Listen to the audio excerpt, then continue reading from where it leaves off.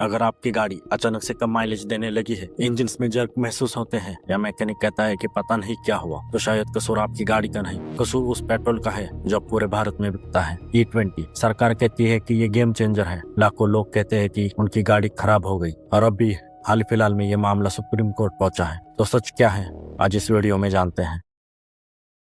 E20 का मतलब है 80% पेट्रोल और 20% इथेनॉल का मिश्रण। इथेनॉल एक बायोफ्यूल है जो गन्ना और अनाज से बनता है। भारत में पहले E10 चलता था, यानी सिर्फ 10% इथेनॉल। सरकार का लक्ष्य था 2030 तक इसे 20% ले जाना, लेकिन प्रधानमंत्री मोदी की सरकार ने टारगेट 5 साल पहले यानी 2025 में ही पूरा कर दिया। अप्रैल 2025 से E20 देश के ज्यादातर पेट्रोल पंप पर मैंडेटरी हो गया। और सबसे बड़ी बात, आपके पास चुनने का विकल्प नहीं है। पुराना पेट्रोल अब लगभग गायब हो चुका है।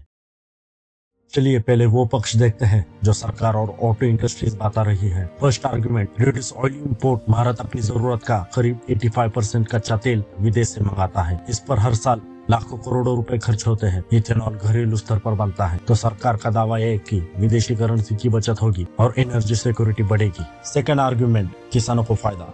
इथेनॉल गन्ना, मक्का और सरप्लस अनाज से बनता है। सरकार कहती है कि किसानों को अपनी फसल का बेहतर दाम मिलेगा और नई डिमांड पैदा होगी। तीसरा आर्गुमेंट, प्रदूषण कम होगा। इथेनॉल पूरी तरह जलता है, इसलिए कार्बन का इमिशन भी बहुत कम होगा, ऐसा दावा किया जाता है। चौथा, society of Indian automobile manufacturers का कहना यह है कि माइलेज में गिरावट सिर्फ 2 या 4% होती है और आज तक एक भी गाड़ी का इंजन फेल होने की पुष्टि नहीं हुई। तो कागज पर यह पॉलिसी काफी अच्छी दिखती है। इंपोर्ट बिल कम, किसान खुश, प्रदूषण कम, बट इन रियलिटी कहानी अलग है। अब असली मुद्दे पर आते हैं, लोग गुस्सा क्यों है। Drop in mileage. Local circles के एक सर्वे के मुताबिक 2022 या उससे पुरानी गाड़ियों के 10 में से 8 मालिकों ने कहा माइलेज में ड्रॉप होता है। अगस्त में यह आंकड़ा 67% था, अक्टूबर में बढ़कर 80% हो गया। इंजन डैमेज होने के दावे। सोशल मीडिया पर लोग बता रहे हैं गाड़ी स्टार्ट ना होना, रफ आइडलिंग, फिल्टर जाम होना। चेन्नई में एक लग्जरी का ओनर ने बताया कि पानी की वजह से इंजन फेल हुआ और उन्हें लगभग 4 लाख रुपए की रिपेयरिंग करानी पड़ी। कई शहरों में मैकेनिकों ने ईंधन से जुड़ी समस्याओं में 14% तक की बढ़ोतरी बताई। No real choice. सबसे बड़ी शिकायत यह है कि जो गाड़ियां 2023 से पहले बनी है वो E20 के लिए डिजाइन ही नहीं थी, लेकिन अब पंप पर सिर्फ E20 ही मिलता है। लोगों का कहना यह है कि बिना चुनाव के जबरदस्ती क्यों। Question about government transparency. Petroleum मंत्रालय ने माना कि नई गाड़ियों में 1 से 2% और पुरानी गाड़ियों में 3 से 6% का माइलेज का गिराव हो सकता है, लेकिन जो डिटेल टेस्ट डाटा है वो अभी तक पब्लिश नहीं हुआ। The biggest controversy, the supreme court statement. जून 2026 में सरकार के अटॉर्नी जनरल ने खुद सुप्रीम कोर्ट में कह दिया कि सरकार E20 ब्लेंडिंग के साथ एक्सपेरिमेंट कर रही है। बाद में सरकार ने कहा कि बयान को गलत समझा गया, लेकिन अब तक विवाद फैल चुका था। विपक्ष के नेता, ऑटो एक्सपर्ट, यहाँ तक कि सरकार के